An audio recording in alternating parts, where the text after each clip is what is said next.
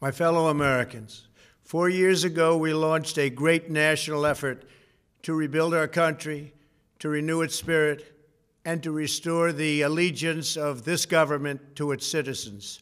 In short, we embarked on a mission to make America great again for all Americans. As I conclude my term as the 45th President of the United States, I stand before you truly proud of what we have achieved together. We did what we came here to do, and so much more. This week, we inaugurate a new administration and pray for its success in keeping America safe and prosperous. We extend our best wishes, and we also want them to have luck, a very important word. I'd like to begin by thanking just a few of the amazing people who made our remarkable journey possible. First, let me express my overwhelming gratitude for the love and support of our spectacular First Lady, Melania. Let me also share my deepest appreciation to my daughter, Ivanka, my son-in-law, Jared, and to Barron, Don, Eric, Tiffany, and Lara. You fill my world with light and with joy. I also want to thank Vice President Mike Pence, his wonderful wife, Karen, and the entire Pence family. Thank you as well to my Chief of Staff, Mark Meadows, the dedicated members of the White House staff, and the Cabinet, and all of the incredible people across our administration who poured out their heart and soul to fight for America. I also want to take a moment to thank a truly exceptional group of people, the United States Secret Service. My family and I will forever be in your debt. My profound gratitude as well to everyone in the White House Military Office, the teams of Marine One and Air Force One, every member of the armed forces, and state and local law enforcement all across our country. Most of all, I want to thank the American people. To serve as your president has been an honor beyond description. Thank you for this extraordinary privilege, and that's what it is, a great privilege and a great honor. We must never forget that while Americans will always have our disagreements, we are a nation of incredible, decent, faithful, and peace-loving citizens who all want our country to thrive and flourish and be very, very successful and good. We are a truly magnificent nation. All Americans were horrified by the assault on our Capitol. Political violence is an attack on everything we cherish as Americans. It can never be tolerated. Now more than ever, we must unify around our shared values and rise above the partisan rancor and forge our common destiny. 4 years ago, I came to Washington as the only true outsider ever to win the presidency. I had not spent my career as a politician, but as a builder looking at open skylines and imagining infinite possibilities. I ran for president because I knew there were towering new summits for America just waiting to be scaled. I knew the potential for our nation was boundless as long as we put America first. So I left behind my former life and stepped into a very difficult arena, but an arena nevertheless with all sorts of potential if properly done. America had given me so much, and I wanted to give something back. Together with millions of hardworking patriots across this land, we built the greatest political movement in the history of our country. We also built the greatest economy in the history of the world. It was about America first because we all wanted to make America great again. We restored the principle that a nation exists to serve its citizens. Our agenda was not about right or left. It wasn't about Republican or Democrat, but about the good of a nation, and that means the whole nation. With the support and prayers of the American people, we achieved more than anyone thought possible. Nobody thought we could even come close. We passed the largest package of tax cuts and reforms in American history. We slashed more job-killing regulations than any administration had ever done before. We fixed our broken trade deals, withdrew from the horrible Trans-Pacific Partnership and the impossible Paris Climate Accord, renegotiated the one-sided South Korea deal, and we replaced NAFTA with the groundbreaking USMCA. That's Mexico and Canada, a deal that's worked out very, very well. Also, and very importantly, we imposed historic and monumental tariffs on China, made a great new deal with China. But before the ink was even dry, we and the whole world got hit with the China virus. Our trade relationship was rapidly changing. Billions and billions of dollars were pouring into the U.S., but the virus forced us to go in a different direction.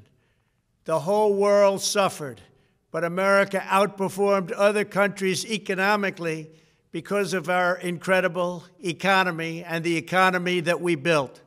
Without the foundations and footings, it wouldn't have worked out this way. We wouldn't have some of the best numbers we've ever had. We also unlocked our energy resources and became the world's #1 producer of oil and natural gas, by far. Powered by these policies, we built the greatest economy in the history of the world. We reignited America's job creation and achieved record low unemployment for African Americans, Hispanic Americans, Asian Americans, women, almost everyone. Income soared, wages boomed, the American dream was restored, and millions were lifted from poverty in just a few short years. It was a miracle. Stock market set one record after another, with 148 stock market highs during this short period of time, and boosted the retirements and pensions of hardworking citizens all across our nation. 401ks are at a level they've never been at before. We've never seen numbers like we've seen, and that's before the pandemic and after the pandemic. We rebuilt the American manufacturing base, opened up thousands of new factories, and brought back the beautiful phrase, "Made in the USA." To make life better for working families, we doubled the child tax credit and signed the largest ever expansion of funding for child care and development. We joined with the private sector to secure commitments to train more than 16 million American workers for the jobs of tomorrow. When our nation was hit with the terrible pandemic, we produced not one, but 2 vaccines with record-breaking speed, and more will quickly follow. They said it couldn't be done, but we did it. They called it a medical miracle, and that's what they're calling it right now, a medical miracle. Another administration would have taken 3, 4, 5, maybe even up to 10 years to develop a vaccine. We did it in 9 months. We grieve for every life lost, and we pledge in their memory to wipe out this horrible pandemic once and for all. When the virus took its brutal toll on the world's economy, we launched the fastest economic recovery our country has ever seen. We passed nearly $4 trillion in economic relief, saved or supported over 50 million jobs, and slashed the unemployment rate in half. These are numbers that our country has never seen before. We created choice and transparency in health care, stood up to Big Pharma in so many ways, but especially in our effort to get favored nations clauses added, which will give us the lowest prescription drug prices anywhere in the world. We passed VA choice, VA accountability, right to try, and landmark criminal justice reform. We confirmed 3 new justices of the United States Supreme Court. We appointed nearly 300 federal judges to interpret our Constitution as written. For years, the American people pleaded with Washington to finally secure the nation's borders. I am pleased to say we answered that plea and achieved the most secure border in U.S. history. We have given our brave border agents and heroic ICE officers the tools they need to do their jobs better than they have ever done before, and to enforce our laws and keep America safe. We proudly leave the next administration with the strongest and most robust border security measures ever put into place. This includes historic agreements with Mexico, Guatemala, Honduras, and El Salvador, along with more than 450 miles of powerful new wall. We restored American strength at home and American leadership abroad. The world respects us again. Please don't lose that respect. We reclaimed our sovereignty by standing up for America at the United Nations and withdrawing from the one-sided global deals that never served our interest. And NATO countries are now paying hundreds of billions of dollars more than when I arrived just a few years ago. It was very unfair. We were paying the cost for the world. Now the world is helping us. And perhaps most importantly of all, with nearly $3 trillion, we fully rebuilt the American military, all made in the USA. We launched the first new branch of the United States Armed Forces in 75 years, the Space Force. And last spring, I stood at Kennedy Space Center in Florida and watched as American astronauts returned to space on American rockets for the first time in many, many years. We revitalized our alliances and rallied the nations of the world to stand up to China like never before. We obliterated the ISIS caliphate and ended the wretched life of its founder and leader, al-Baghdadi. We stood up to the oppressive Iranian regime and killed the world's top terrorist, Iranian butcher Qasem Soleimani.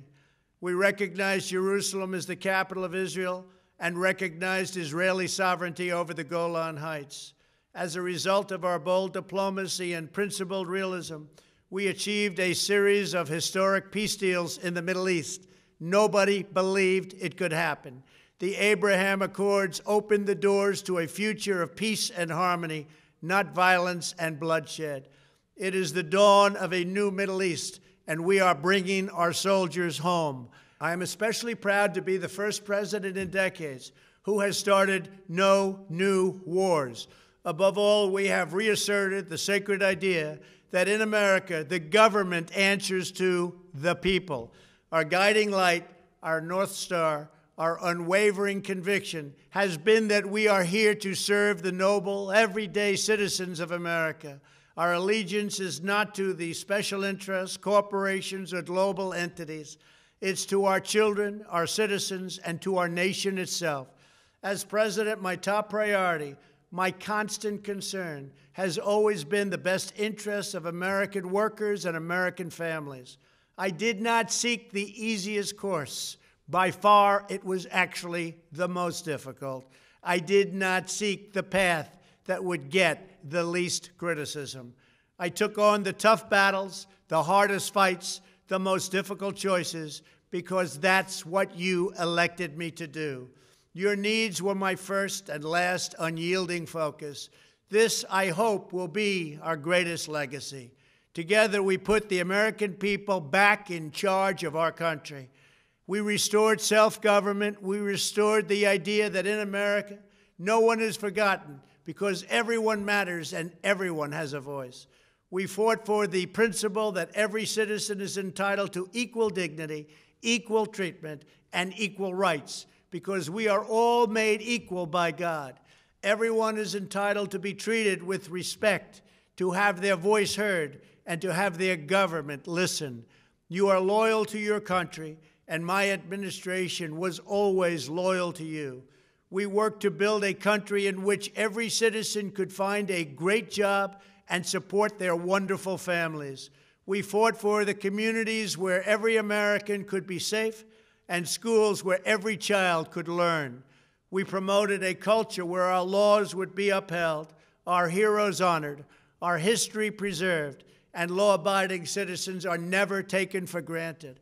Americans should take tremendous satisfaction in all that we have achieved together. It's incredible. Now, as I leave the White House, I have been reflecting on the dangers that threaten the priceless inheritance we all share. As the world's most powerful nation, America faces constant threats and challenges from abroad. But the greatest danger we face is a loss of confidence in ourselves, a loss of confidence in our national greatness. A nation is only as strong as its spirit. We are only as dynamic as our pride. We are only as vibrant as the faith that beats in the hearts of our people. No nation can long thrive that loses faith in its own values, history, and heroes, for these are the very sources of our unity and our vitality. What has always allowed America to prevail and triumph over the great challenges of the past has been an unyielding and unashamed conviction in the nobility of our country and its unique purpose in history. We must never lose this conviction. We must never forsake our belief in America. The key to national greatness lies in sustaining and instilling our shared national identity. That means focusing on what we have in common, the heritage that we all share. At the center of this heritage is also a robust belief in free expression, free speech, and open debate. Only if we forget who we are and how we got here could we ever allow political censorship and blacklisting to take place in America. It's not even thinkable. Shutting down free and open debate violates our core values and most enduring traditions. In America, we don't insist on absolute conformity or enforce rigid orthodoxies and punitive speech codes. We just don't do that. America is not a timid nation of tame souls who need to be sheltered and protected from those with whom we disagree. That's not who we are. It will never be who we are. For nearly 250 years, in the face of every challenge, Americans have always summoned our unmatched courage, confidence, and fierce independence. These are the miraculous traits that once led millions of everyday citizens to set out across a wild continent and carve out a new life in the Great West. It was the same profound love of our God-given freedom that willed our soldiers into battle and our astronauts into space. As I think back on the past 4 years, one image rises in my mind above all others. Whenever I traveled all along the motorcade route, there were thousands and thousands of people. They came out with their families so that they could stand as we passed and proudly wave our great American flag. It never failed to deeply move me. I knew that they did not just come out to show their support of me. They came out to show me their support and love for our country. This is a republic of proud citizens who are united by our common conviction that America is the greatest nation in all of history. We are and must always be a land of hope, of light, and of glory to all the world. This is the precious inheritance that we must safeguard at every single turn. For the past 4 years, I have worked to do just that. From a great hall of Muslim leaders in Riyadh to a great square of Polish people in Warsaw, from the floor of the Korean Assembly to the podium at the United Nations General Assembly, and from the Forbidden City in Beijing to the shadow of Mount Rushmore, I fought for you, I fought for your family, I fought for our country. Above all, I fought for America and all it stands for, and that is safe, strong, proud, and free. Now, as I prepare to hand power over to a new administration at noon on Wednesday, I want you to know that the movement we started is only just beginning. There's never been anything like it. The belief that a nation must serve its citizens will not dwindle, but instead only grow stronger by the day. As long as the American people hold in their hearts deep and devoted love of country, then there is nothing that this nation cannot achieve.